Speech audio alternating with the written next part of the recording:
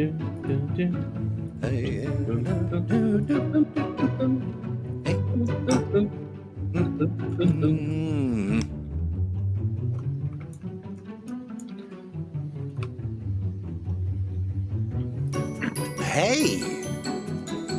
it's Monday already. And you know what that means.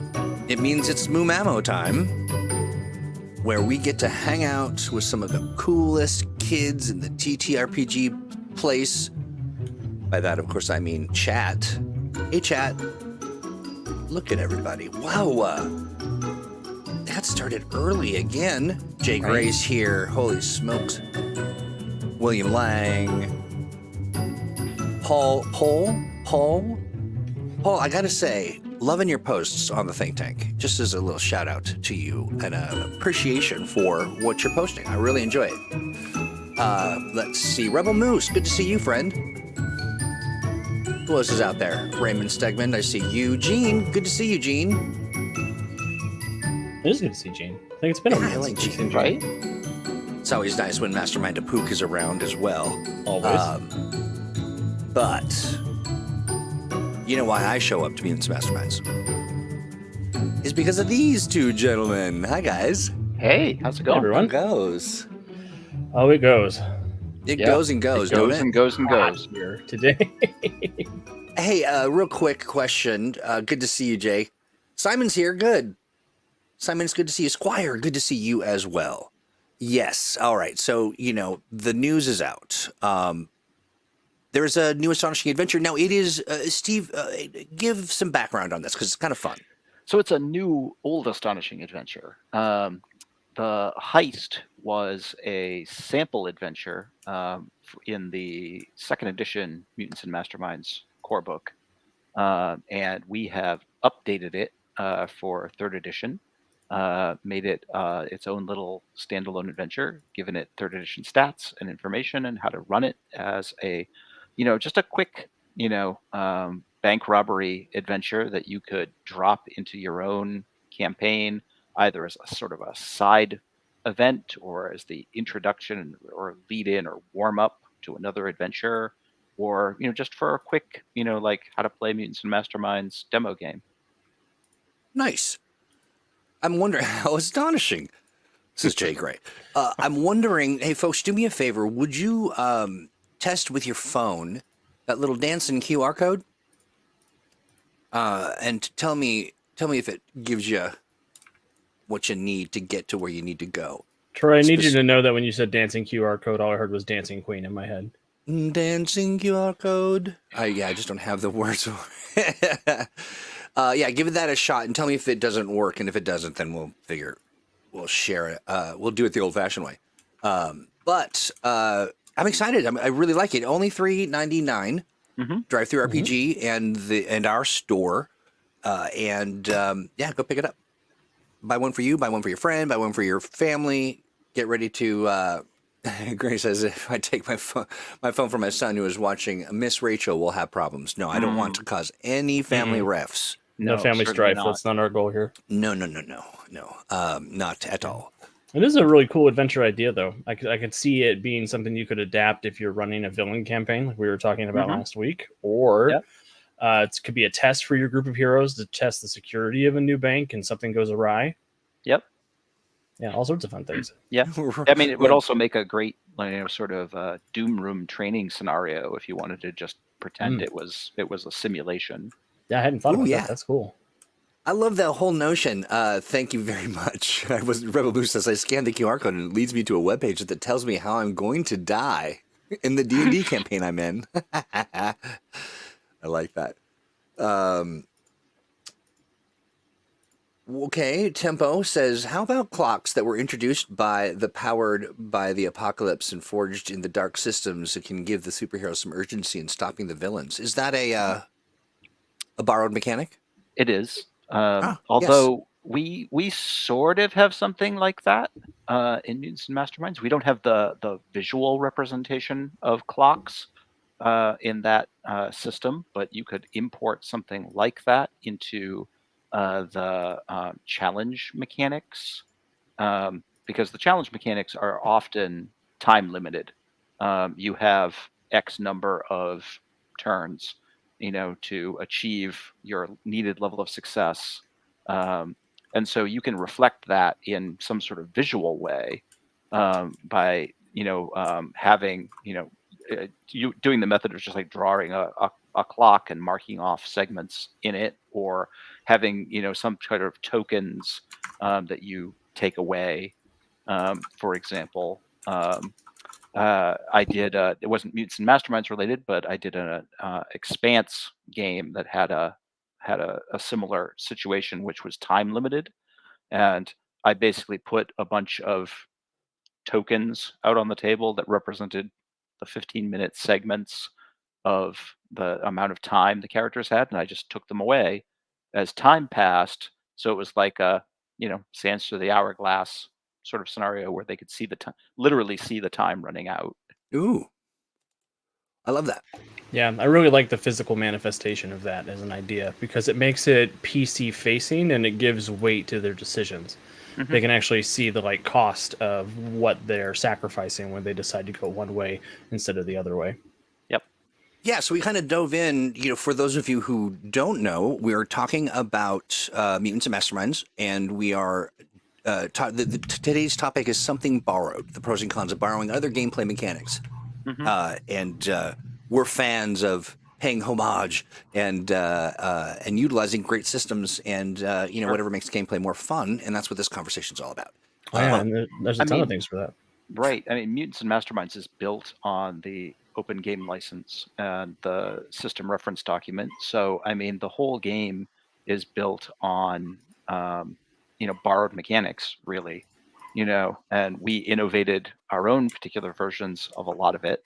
And, other games have borrowed open content from M&M and so forth. So, I mean, it really is a great back and forth, of Yeah. innovating, mechanical ideas. So for the two of you guys, given how deeply immersed you are in the TTRPG sort of space, have there been a lot of innovations in game mechanics in the space, or is it? I mean, is it sort of dressing up or augmenting existing things and just kind of making them useful given the context of the title, or have some really remarkable things come out?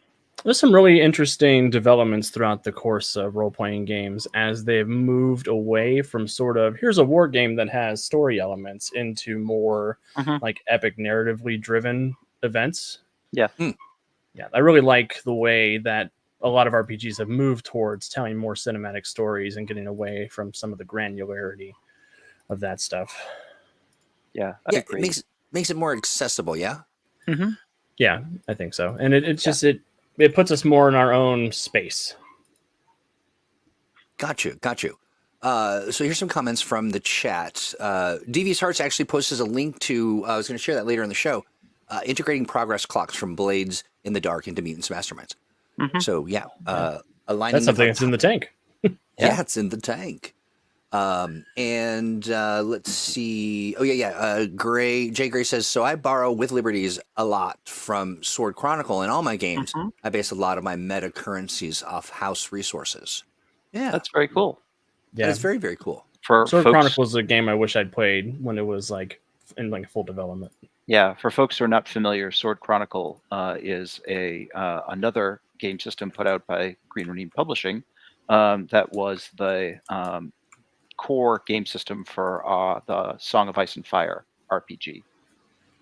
Yeah, and it's also part of our community content programs. It is indeed. Yeah. Mhm. So if you fancy yourself a fan of that system, you can create a game of your own. Heck yeah. Paul says, I post stuff from all over. No sense in wasting excellent resources just because they're from different games. Mhm. Yeah. And I think there's two paths you can take with this. You can pull from general role-playing games from all over the place, or you can look at other superhero role-playing games for good inspiration too. Some things are there to make life easier just from a strict role-playing perspective, and some are meant to better replicate certain genres of superhero game, superhero story. Right. Okay. Right. Absolutely. Yeah. Some of my favorite superhero mechanics I pull from other superhero games, sort of liberally. What's your favorite imported mechanic, Alex? Yeah. It's not necessarily a mechanic I pull in so much as the design philosophy of something Marvel Super Heroic Role Playing did. That was the Marvel game before this most current Marvel game. Yep. They specialized your characters so that they were either solo heroes, duo heroes, or heroes who worked most often in a team. And I really liked the idea of building characters around that sort of concept to make them better in specific areas and telling stories crafted around that. I also really liked in Marvel Super Heroic Role Playing how you could do physical damage, mental damage, and I think social damage to characters. So you could defeat them in ways that wasn't just punching them in the face. Right. But they would still be defeated. That is very interesting. You know, Simon brings up, Simon Wentworth says, one of the example of variation of a mechanic is how initiative is done in Legend of the Five Rings. As basically the slowest character starts first, and then the fastest finishes, allowing the fast characters to react to the actions of the slower characters. That's brilliant. That's interesting. That's actually a system that predates L5R, but you know the notion of what could be called declaration approaches to initiative, where it's just that the slowest character says what they're doing first, but then you declare what everybody's doing in order from slowest to fastest, and then you resolve the actions from fastest to slowest. So it's exactly that. The fastest character gets the advantage of basically interrupting the slower characters because they kind of see it coming. And so if the slow character is like, I'm going to, hit this fast guy, and the fast guy is like, I teleport out of the way, because I have the initiative and I know that's coming. So you miss. Yeah, I really like declarative initiative. That was something my dad brought in from. That's how they played AD&D. I don't know if that was a mechanic in AD&D, but that's how all of his friends played. Where they would all say, "This is what we're going to do," and then you get locked into that action, and then the action happens. Yeah, I don't know how to answer your question, Sean Dugan, and I'm not sure. I think the answer is I certainly hope so, and if that was ever implied anywhere, I apologize. I certainly am not aware of it. Yeah. But I hope not. Yeah, we'll have to. I'll have to look into that. Let's see. Declaration. Squire says Declaration Initiative was used in the old Mayfair West End games. It was indeed. Yeah, there's another fun initiative mechanic. It's in Fate where somebody goes and then they decide who goes next, and it could be an ally, it could be an enemy, but then the person after them gets to go and gets to declare who goes next. And I think that's a really interesting way of keeping the action moving and keeping people engaged in between their turns.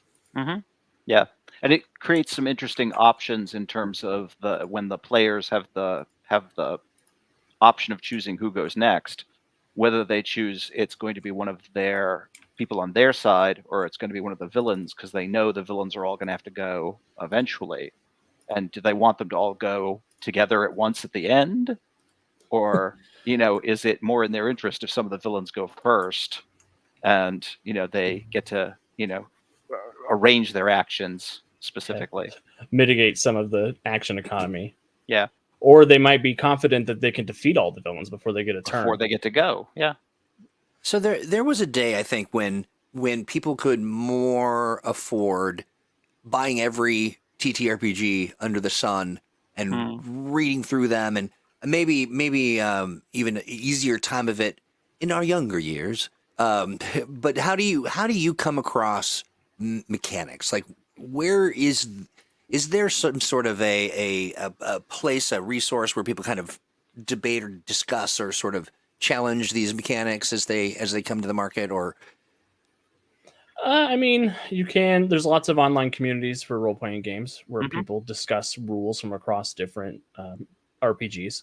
I like to keep apprised of the stuff that seems to be the newest and the hottest games out there, or games that I feel like are really pushing the envelope, or games that have spawned a lot of other games. That's sort of my relationship with Powered by the Apocalypse.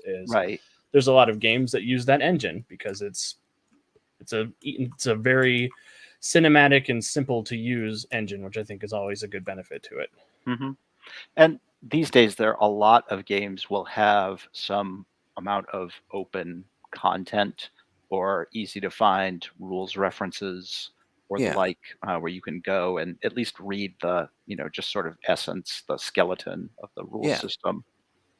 Yeah, I was curious. So, Chad, where do you go to find? Grace says there were so few back then, but now we can simply go to wikis, Right. and then you have erratas. Mhm. Okay, I'm curious where, Chad, where do you go to find your inspiration? To even include new rule sets, and I'm just curious to kind of see that. Now, Paul says throwing the ball initiative also works because some players will have an idea of what they want to do, and some folks need a bit of time. Yeah. Yep.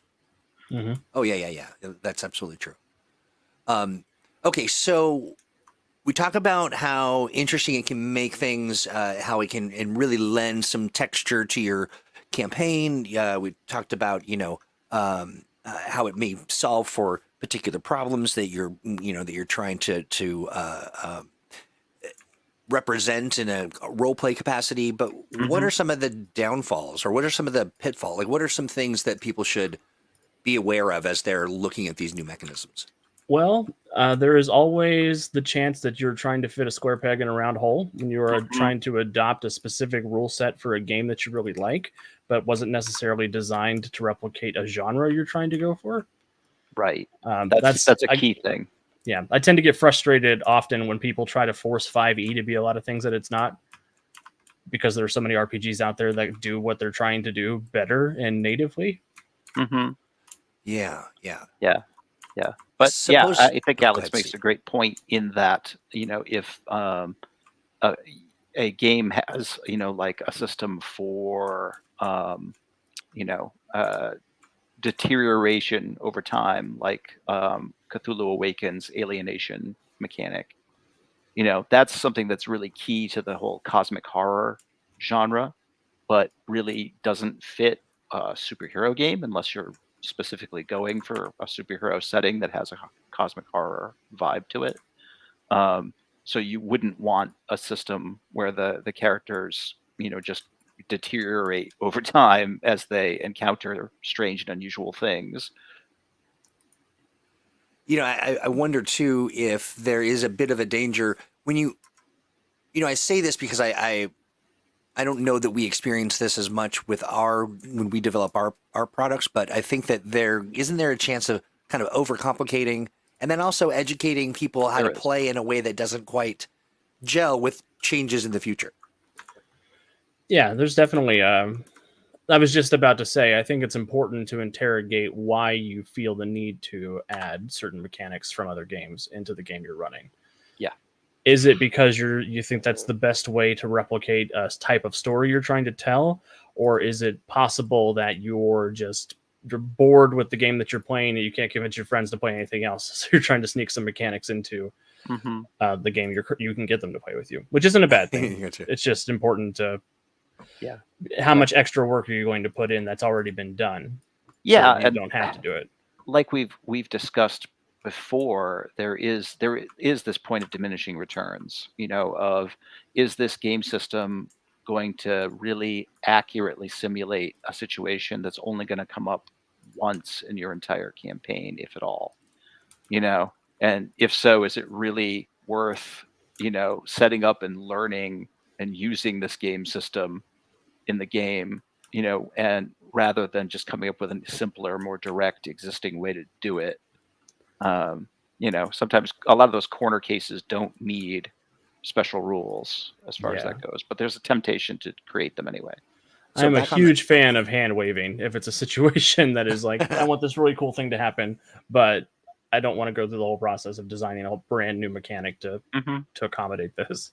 Right. Doc Void says real quick, just back on our topic of where you find stuff. Doc Void says, I watch DMs After Dark. It's not what it sounds like. these guys sounds like I want an invitation is what it sounds like. Right. These guys showcase lesser known systems fairly regularly, and a lot of them are really interesting and take me to Drive the RPG. Nice. We'll have to check that out. DMs After Dark. Sounds like a great resource. Yeah, and we absolutely live in a fantastic. time that has so many RPGs. It's impossible to know everything. Oh yeah, absolutely. Oh, for sure. Yeah, absolutely. And there's tons of great games that are free or are Mhm. there's free PDFs or free Yep. demo kits to look through. Yeah. Indie games. There's Yep. a lot of popular indie games out right now. Oh, yeah, yeah, Yeah, yeah. Well, to be sure. speaking of which, if you want some free stuff, you can get over to freeronin.com and just grab all you can download of all kinds of good stuff. Plus, we've got our, quick starts and stuff, but that's an industry kind of norm, isn't it? Yeah, I hope so. these days. Should be. Should be. Claude says a couple of YouTube channels that highlight other systems are Roll D5 and Game Master Monday. Folks have to check those Nice. out. Mastermind Pook says, although not from one game specifically, our group incorporates many of the narrative elements that are more common in games like PBTA. What's PBTA? Powered by the Apocalypse. Gotcha. For example, we always reward HP at the beginning of a session for the person who does a recap. Yeah, Nice. I love that idea. It's a great idea. Yeah, it's a great rule. I mean, it gives you the chance to. I like it both because it shows that the players are taking notes and paying attention, and it gives you a chance to get some sneaky information about what they think is important or their theories. Yep. And there are a lot of game rules that cross the line between sort of the simulationist approach of this is what the characters are capable of doing in any given situation, and this is how you play the game. This is like behavior we want to encourage in the context of the game. So, for example, Star Trek Adventures builds their character advancement around the players keeping logs, because that's what Star Trek characters do. So part of the character advancement is looking at your log of your prior adventures and how things tie in to show, sort of a narrative growth to your character. And that's an example of building a specific kind of mechanic that encourages the players to do something that suits the nature of the game, which is keep logs of their characters, heroic adventures as far as that goes. Yeah, Claude brings up the TTRPG collective that he works with, or is connected with and communicates with online. I believe, Claude, that might have been a group that you kind of helped come to. Like, it was sort of a collective of people who were like, "Hey, we all like TTRPGs. Let's talk about it." If you've got links to that, or but I'm curious as to how folks might tap into that collective from our chats. Let's see. Oh yeah. Paul brings up that he's lucky enough that one of their local cons is very much geared towards new and interesting games. So it's a great way to sample new mechanics. That's for all convention. I mean, they may have the specialty for this, but it's such a great resource to go and just hang out with people who are steeped in it all. Yeah, cons are great for that. Absolutely. I always say we've got D&D at home when I'm at the con. John Poligic says one of the earliest mix and match rule sets I can remember playing is Auto Duel Champions from Steve Jackson Games. Yep, I like that. it's a very early crossover game. RC says, but how can we borrow mechanics when M&M is the world's only RPG? I don't. Yeah, in this world, RC, but there's a whole multiverse, and there are actually RPGs in other universes. That's right. We've managed to vanquish all of them in here. That's right, and only us. That's great. Let's see. Great.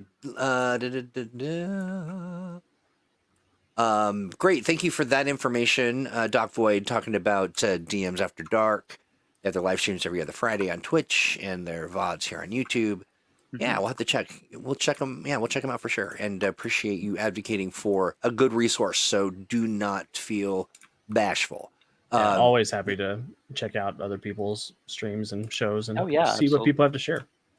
Yeah. See, John also says, talking about some mechanics specializing characters as solo, duo, team. We talked a little bit about that, I think, earlier in the stream. Yep. Yeah, that's great.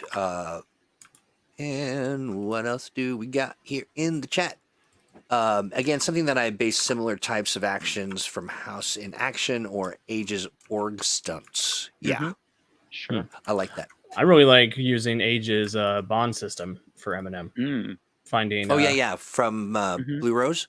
Yeah, Yeah. I mean, I think there's bonds in other Age products Yeah, too. But it started off in Blue Rose, but it has spread to all sorts of other Age games. I love yeah, that. it's just a fun way to reward investment in Mhm. NPCs and Yeah. player Yeah. interest and engagement. Well, I mean, the partner bond advantage in Valiant Adventures kind of grew out of that, idea. Yeah, I'm really excited Also- for people to get their hands on that too. Because I Um, think there's a notion for superhero RPGs where players want to be assistants to their allies. Mhm. They want ways to support other characters and to help them be better heroes. And I think there are definitely games that you can pull mechanics from to better replicate that idea. Devious mentions Aaron Aaron Alston. Alston. Yeah. Yep. One of the great game designers of our time. What's blue booking? Have we talked about that before? We've mentioned it before. Blue booking is essentially where players have private narratives. It was originally Aaron's players originally used those blue composition notebooks that you used for tests in school. Yes. Yeah. To basically keep their sort of private journals for their characters and to write little separate side scenes for their characters where they talk in private or they're just, off stage or the like. And that has evolved into, obviously we have much better interconnected online resources now. You can do blue booking in just like a shared online document or things like that. And it's a great resource for players to, just write additional exposition about their characters or to have extra role playing stuff happen that would kind of bog down the play of a regular game because it's an extended interaction scene. Yeah. Devious says that he uses a blue book using Discord and Google Docs. Now, Hodgepodge Syntaxia says, "Ooh, yeah, I've carried bonds from Blue Rose over to plenty of systems. Chaosium 7th Sea and Pelgrim Press's 13th Age being quite compatible." Yeah, I love to hear that. Yeah, it's awesome. I I love anything that encourages group role playing and Mhm. engagement with NPCs and engagement with plot outside of let's Yeah. go fight these guys. That's awesome. Now let's see. I see Terra Marine. Good to see you, friend. Any rules from Palladium? Palladium? I.e., Palladium. Okay, got you. Or GURPS. Trying to think of ones I would import. I mean, the one Palladium rule that I find fascinating is the notion of mega damage from rifts. I'm not sure I would use it in M&M exactly as it is, but the whole notion that there are these sort of two tiers of things, and one is just like a whole order of magnitude bigger than the other, it has a lot of interesting potential for superhero setup. Something a little bit more modest, like the tier system in the current aberrant system in Trinity Continuum might be interesting, where you have that whole sort of a thing of this thing is a tier above this thing and therefore is just that much bigger, and they sort of interact, but also like if you're a tier higher, you just generally just win. Gotcha. Paul says, with GURPS, I tend to grab supplements as resources rather than mechanics. Mhm. Oh, yeah, sure. Sure. I can see that. Sure. Yeah. Just as I'm not sure if you saw that, but Sean says, I do apologize after he did a little research and it All appears that his earlier question had more to do with fan canon than actual stuff. I'm relieved to hear that. Yes. In so much as it is relieving, but also distressing. Yes. Yeah. So I like to think we would catch that. I Yeah. hope so, but It's a different time. Some, Second some, edition. some stuff does not age well, but that No. shouldn't have been Yeah. something that was there in the first place. Let's see. Jay Gray says, I've found that most mechanics I import are generally ones that don't necessarily interact with other mechanics and allow for more of an overlay. Yeah, That's helpful just in the sense that there are fewer moving parts to account for, and you do have to watch out for unexpected interactions with the existing rules as far as that goes. One of the things that is also a potential thing to watch out for in terms of swapping mechanics is just the math involved. When games have different dice systems and different probability mechanics, you have to watch out for how the system was intended to work versus the way it's going to end up working in your intended system. Yeah. Mutants and Masterminds uses a flat probability with its D20 for most of its checks, modified by routine checks and hero points and some other things that allow for some variability in that. But games that have a bell curve system aren't going to map the same way onto that. Very interesting. Also, I would encourage folks, as somebody who I would love to hear way more about that from Steve, because I feel like that is a class I did not get with my non-traditional upbringing into role-playing game designing. I was going to say too, for your players, I am somebody who, when put on the spot, I suddenly just forget how to math. And and so it's one of those. Yeah, I mean, it's definitely, and as with most TTRPGs, it's kind of about being on the spot. Like, you don't know what's going to happen. You got to make some quick decisions. And you ask me to math, and I'm just like, I don't know. Yeah, I always joke who put all this math in my Batman game, but it turns out it was Steve. It really was. It was. I love that. The last 6 months talks about mega damage. Yep. That thing we were talking about from Palladium. Yeah, that's great. That's great. Let's see. Road Trader or anything from Warhammer 40K? One thing I take from Warhammer 40K that's not necessarily a written down rule, but is a common practice amongst war gaming players, is to play from intention before playing with mechanics. That's more of a mentality than it is a mechanic. But I like asking, what are you trying to accomplish with this goal before I adjudicate a ruling on it? So I can say, are you trying to knock somebody prone? Are you just describing them getting knocked down and you're just trying to do damage? Sort of getting the spirit of what they're trying to do. Yep. And then being willing to accommodate that, especially if they make a mistake. Yeah. Agreed. What I like about, as I'm reading the chat and kind of getting a sense of how people feel about adding to their campaign, adding mechanisms, it seems to me that the norm is to not. Or even the norm is to add. It is aberrant to not add a pinch of this and a pinch of that too. I think I think most gamers are game designers at heart. And once you've learned the rules, there's a tendency to want to tinker with them. Yeah, and I've said this before, but your table way better than we do. I mean, we can make a game that is fair and balanced for the majority of players, but what is fun for your friends. And you have that freedom to sort of apply lessons you've learned in other games or to twist dials, whatever you need to do to make the game better for them. Yep. Indeed. Love that. It's ciphers. Are you familiar with ciphers from the cipher system? I have Old Gods of Appalachia. I have not read it yet. So unfortunately, I'm not primed on the cipher system. I own cipher stuff. I just don't know about that.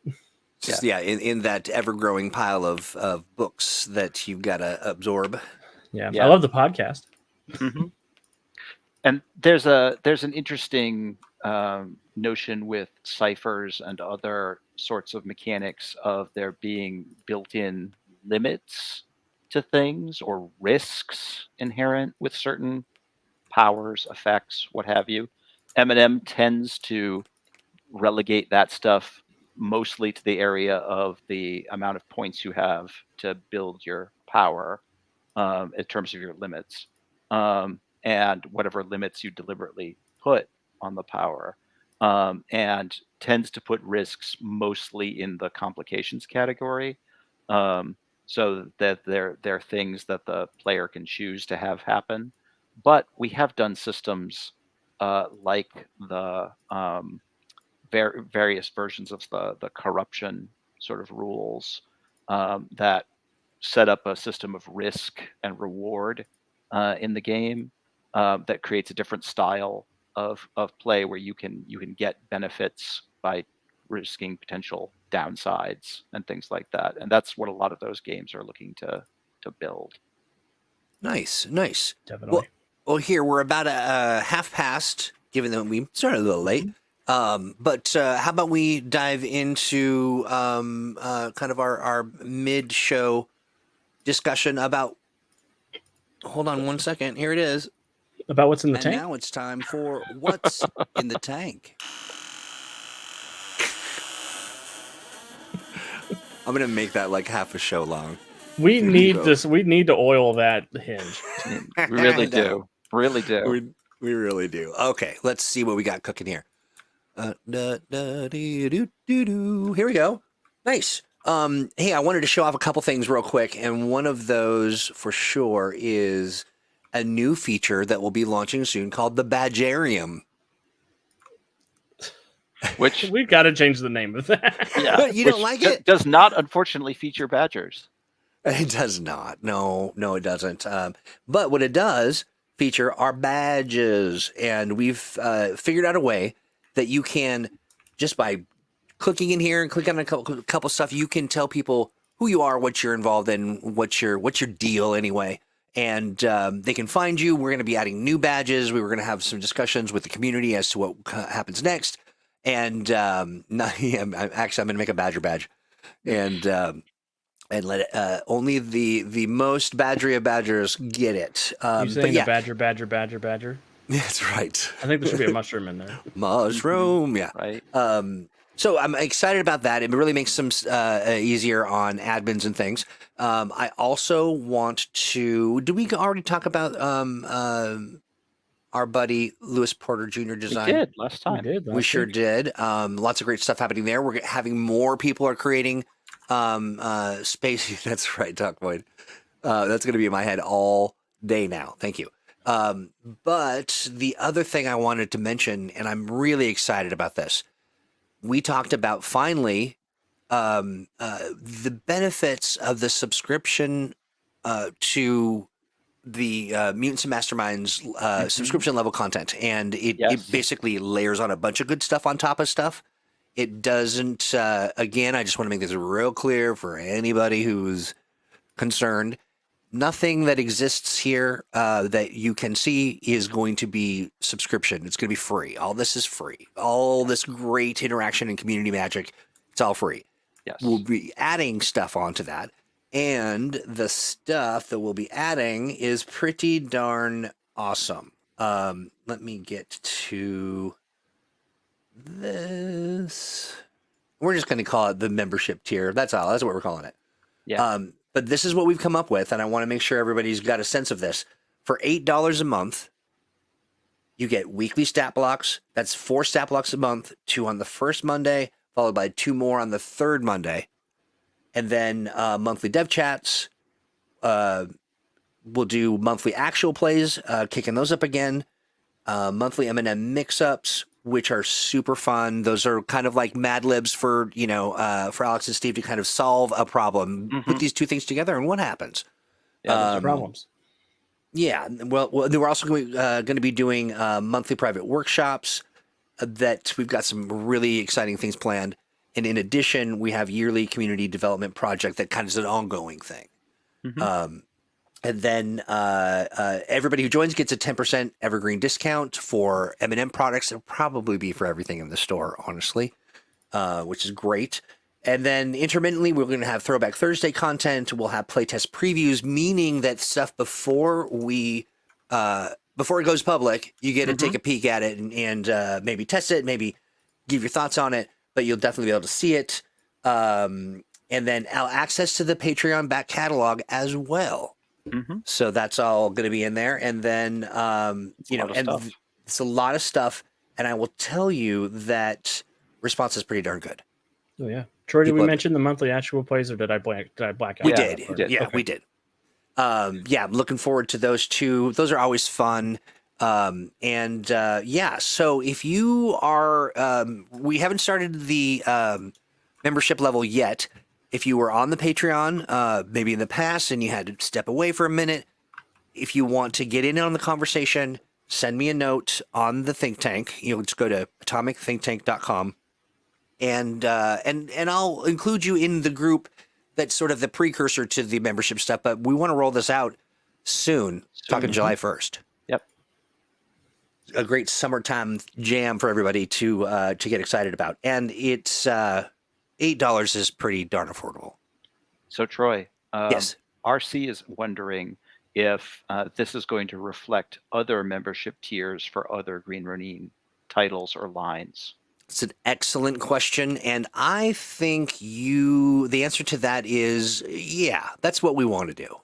We want but each line is different. Each developer is going to have a different approach, and for age games, we're still kind of working that stuff out. But we didn't want to keep the Mutants and Mastermind stuff. We know what we want to do for that. Yeah. So more question to come. But as far as the level of like stuff and the price point, absolutely, yeah. Let's see, any questions here? Yeah, I'm glad you're stoked about that, Doc Void, and we're gonna do our level best. We wanted to find a way to make it interesting and incentivizing so that you really wanted to be a part of it, but not so overwhelming that it becomes a whole brand new job for Alex and Steve, whom have already 5 jobs. And I think we found a nice balance. It's a lot of jobs. Yeah, it's a lot of jobs. It is.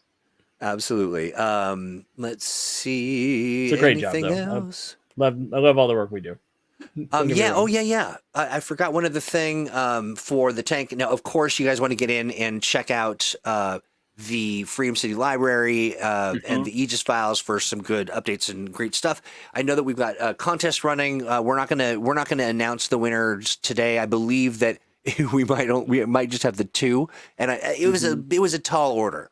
It was a lot to ask. So, it wasn't kind of just like a share your opinion or it was like get in there and get some designing going. So I understand why folks might not have been able to kind of wrap their arms around that particular task, but we are calling all artists, and what that is all about. Let me get to, is it here? Did I put it?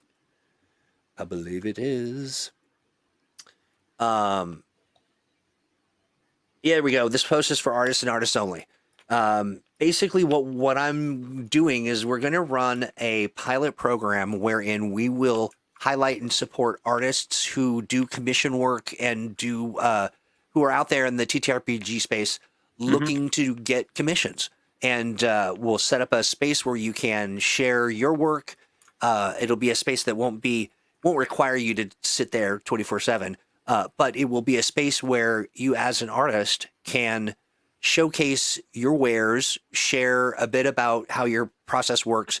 We're not going to be a sort of negotiating any rates for you. We're not going to be handling any payments and all that stuff. We just want our communities, both in the Age Creators Alliance and players who want heroes, perhaps, or someone's got a nice cryptid they want to kind of bring to life, whatever it might be.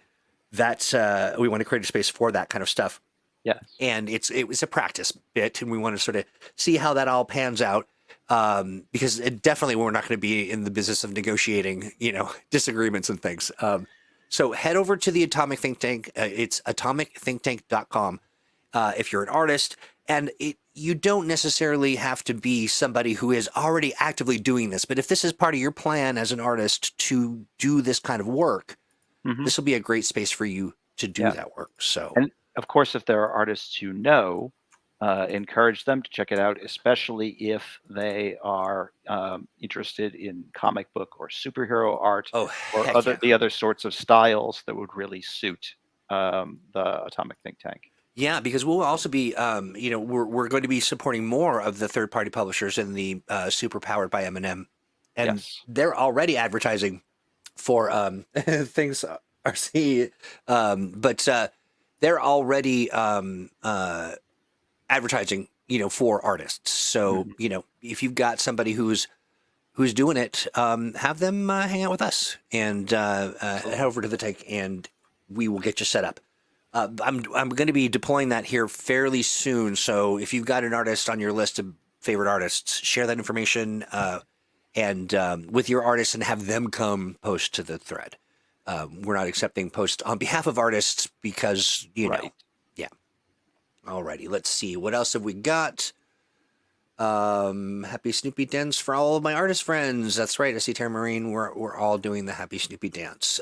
Sean Dugan says, before I forget to ask, I remember that Crystal created a table on Patreon for generating random That's complications. that's actually covered by a later Nevermind post. Oh, is it really? Right. Yeah. Oh, never mind. If that's what time keeps on, slipping. Well, Let's Why is see. it covered by a Nevermind post? Oh, because Sean says, "Oh, never mind. I found my copy." Yeah. Oh. Yeah. Sean I thought you solved meant his we own said problem. Nevermind. I was like, It- it sounds the, like a the good idea to request me. the request was made and resolved, and the whole time it took us to have That's that right. conversation. It was a Perfect. journey that I had just not quite caught up to. Let's see. Everybody's on a different journey. Right. Yes, absolutely. Let's see. Tempo says, yes, the newest edition of RuneQuest has passion mechanics. Hmm. Okay. Now, what is a Yes. passion mechanic? Well, a lot of games like RuneQuest or Pendragon or Exalted, for examples, will have personality mechanics that have certain defined effects based on the character's actions and what happens to them, and things like that, where a character might uh, basically, where a player's decisions about what the character does are going to be very defined by what the character feels they should be doing in a given situation. So, if you have a godlike character, an exalted, whose temper is finally flared, that character is going to act out, on that, anger or that passion, regardless of whether it would be a good idea to do that in a given Gotcha. situation. And that's similar to, again, it's similar to some of our complication mechanics where a player can say, okay, it's not really the smartest thing for my character to do here, but it really is really, really in character for my character to do this here. I'm going to make things more difficult for myself. Um, but, in which the game master will say, yes, please do that. And Right. here's the hero point. That sort of reminds me of Rage from Werewolf the Apocalypse, Mhm. where Yep. you spend a point of rage to do something not ideal, but it makes you better at doing the thing that's bad for you. Right. It's or like the frenzy mechanics for vampires Mhm. in Vampire the Masquerade. You Mm. know. Interesting. Well, hey, I have a question. So I've had this notion in my mind, and I'm certain I don't think I've seen it in a TTRPG, but it's not Mhm.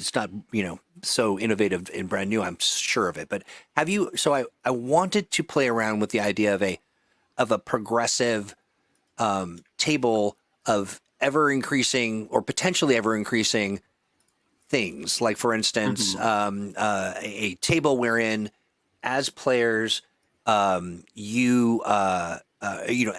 they come upon a guard station, which can Mhm. either be any manner of guard station, whether it's outside of a military base or at the base of a big multinational corporation's skyscraper, Yep. and you can roll to see what the reaction might be from the guards.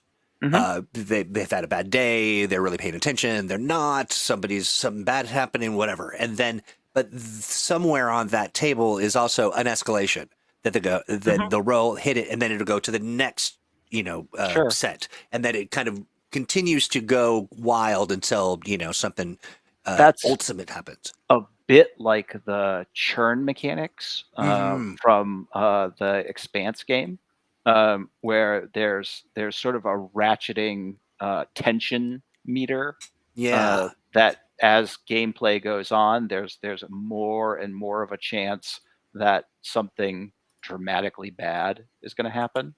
Um, Yeah. and there are different ways that the players can kind of cool that down by carefully measuring what they do and what kind of actions they take and what kind of resources they use, or that they can just sort of throw caution to the winds and And write it hope, out.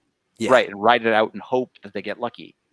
As One far of as the that things goes. that it was addressing in my mind was there's so much stuff that happens independent of the characters, and Mhm. then that can influence a particular space so that it could be different every time depending on what's rolled. And then also I thought that's a great way too to do weather and Mhm.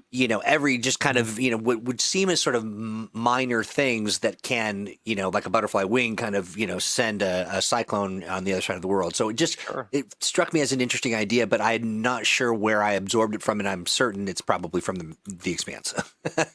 Well, I mean, random mechanics in general can be both good and bad. Yeah. They can be great springboards for the imagination, because they can introduce a very unexpected situation or element, that everybody has to then react to and figure out how they're going to incorporate or work around it. But sometimes those random elements can be just really terrible, and they just Yeah. can completely ruin things. And so Right. you have to exercise, in my opinion, you have to exercise a certain amount of game master oversight, to that sort of thing, and say, yeah, I don't think so. Like that doesn't Right. work for me. Yeah, Yeah. I Well, agree. I think it's important to be willing to fudge those numbers if you are going to roll randomly, just to Mhm. keep some GM control over the situation. And Yeah. just to be clear, in this particular instance, it was for the GM. The players wouldn't necessarily even see that. They wouldn't. They would just be sort of like, oh, something. This is happening. As a It depends on how player facing the mechanic is. yeah, So like for example, if it's a random encounter table or a random weather events table, and the yeah. game master is rolling on it behind a screen, That's how I saw it. the game master can look at the result and go, no, like Yeah, I'm gonna yeah, not go with that. Well, that Uh, sucks. you know, yeah. Yeah, that was my notion, was that it was a GM resource, but part of it too was just the notion of creating an adventure Mhm. out of just people around the table and hey, let's do this thing and see where it Yeah, takes us. Could absolutely. be innocuous, could be something outrageous, but Yeah, and just that might kind be of fun for some groups. I mean, that is yeah. definitely, that's something you think your group would like. Feel free to take that, but understand you might get some pushback from people who want a little more verisimilitude. Yeah, To use a Absolutely. big obnoxious word. I was gonna say excellent use of the word verisimilitude. Hey, no worries, Sean. Sean says, sorry to miss most of this. Some friends dropped by unexpectedly, and that is to say it's 2:56. What? Oh gosh. Somehow. I know. Time sneaks up on us. Hey, why don't we do this? Steve, what is going on in the Kenson cinematic universe? Well, as folks know, the heist, which I originally wrote and then revised, is now out and available. Um, I just finished doing sort of revisions on another astonishing adventure, um, that is moving into the pipeline, and there's also a third astonishing adventure that is a classic revision of an old classic second edition adventure, that is pretty much ready for production. So those are headed for the production pipeline, and folks should be seeing them relatively soon, I would think. Um, Nice. so we've got a lot of additional adventure content coming, so far as that goes. Um, and I am also working on some of our membership tier content for the Atomic Think Tank to get that Nice. going again. So folks are going to be seeing that soon, assuming they sign up. And they better. We'll Yeah. know if you don't. No, yeah. Uh-huh. It'll We be will, great. Yeah. and we'll be sad. And we will be sad, and we'll sit outside your house. And we'll say, for just $8, you too can. Right. You too can adopt a Ronin. Right. Yes. Yeah. Alex, what's going on with you? It's Origins Week, Yes. so the struggle is real. And once again, Alex is not able to be in two places at the same time. It's weird. I hate it. That is, once I break the confines of this physical body, I will be unstoppable. Then it will be That's over right. over for you. Dunzo. But I'm All running in 9 all. events. There are, including our big mega events, which we shared some information about over on the Mutants Masterminds Facebook group. We still have 12 tickets available for that. So if you're interested in playing in our 35-player Earth Prime extravaganza, stop on by. You're a madman. A madman. I run a mad organization. I'm not the only person responsible for this. I love it. So, Yeah. Troy, we have a very important I use saw of that. hero points. Will you So- accept the offer, gentlemen? I'm not sure if we want to encourage Jesse Terra Marine to hold on to them, or if we want to allow him to spend on, the book. You know that shall what? not be. If you spend those points, we're not going to do it today, but Okay. maybe we can show some stuff off at our next developer chat. Okay, that sounds nice. Very reasonable. Which is this week, is it not? I hope not. I'm at Origins. Uh, Well, it won't be we have this to- week then. yeah, we'll have to bump it. We'll bump it to next. So it'll be next week. Yeah, next week. Yeah, Okay, next Jesse week's Terra fine. Marine. We will. We'll see what we can do. Not this week, but next. So hold on to them hero points, and if you use them, then I will be taking them from you directly. Hey, that's how it works. Yeah, that's how it works. I think, friends, that with Raymond Stegman's forces Troy to use the Rollmaster tables and M&M, mwahaha, absolutely. Anything else for the good of the order, pals? Nothing immediately springs to mind. It feels like a good time to call the program to a close. Thanks, chat, for hanging out. As per the usual, brilliant, fun, weird, and distressing. Hope to see you over on the Think Tank. Alex, Steve, thank you as well for hanging out. Pleasure as Always a always. blast. And I will Always a talk blast. to you soon. Have a great rest of your week. Bye. Take care, everybody.